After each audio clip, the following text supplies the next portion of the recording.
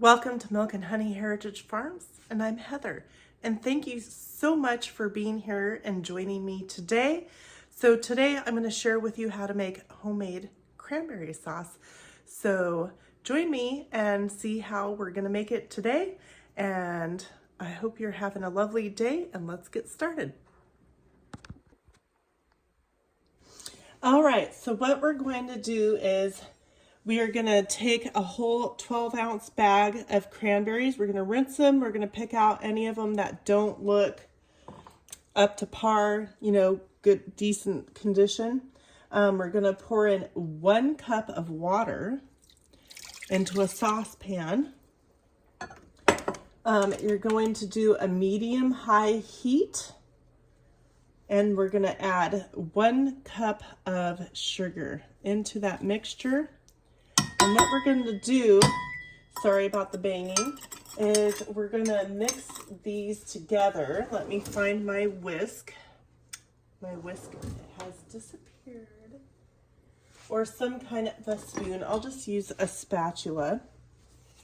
And we're going to mix around the sugar and the water, and we're going to get this into a full rolling boil.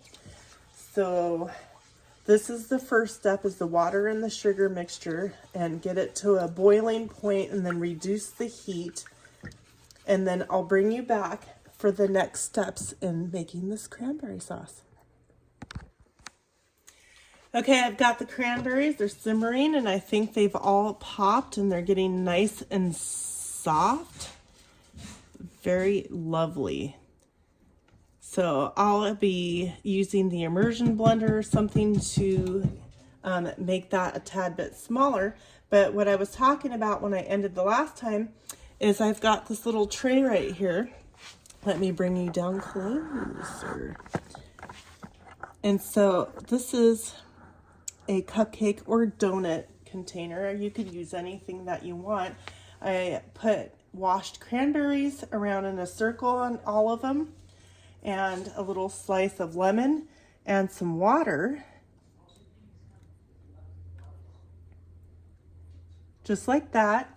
And then what I'm going to do is I'm going to set a sprig of rosemary in there as well, each of them, and then I'm going to freeze them. And then once they're frozen, they'll be nice to pop out and add to a nice glass of water to set on the table, helping to, make a little more holiday beauty, decoration, whatever you want to call it. So there's that. I will bring you guys back at the end when I mix these up and when these get popped out. I hope you're enjoying this video so far. All right, so look at this.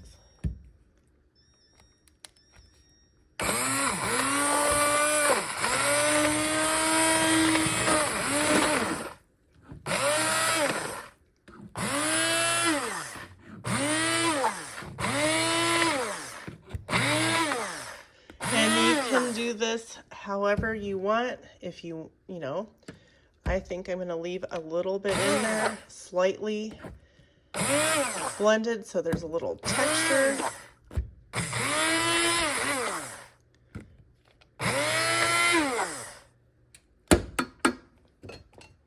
Let's set that aside and see what it looks like.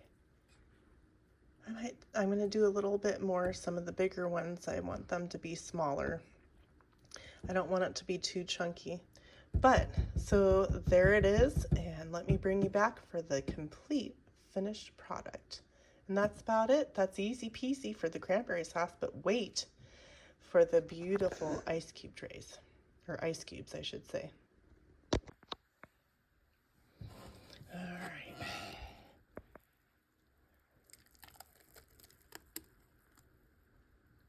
Whoa, look at that. Got you guys all steamed up. So there it is, our homemade cranberry sauce. And I'll tell you what,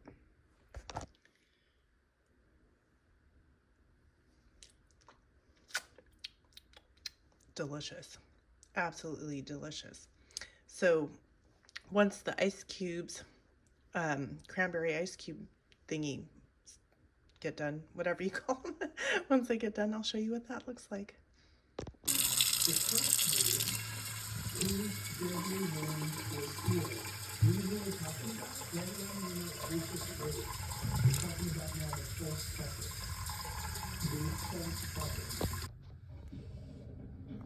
is horrible. If you unsubscribe, I totally get it. We have to figure this out next time. So listen, I tell you what, next time, get some people together and all the Bible prophecies starting from Genesis 3:15, which is the first prophecy in the Bible. Genesis 3:15. And what if we did like an all-day podcast, like a 3-hour podcast, 5-hour podcast? We just start in one end and go all the way through the book of Revelation, chapter 22, and we'll just do this.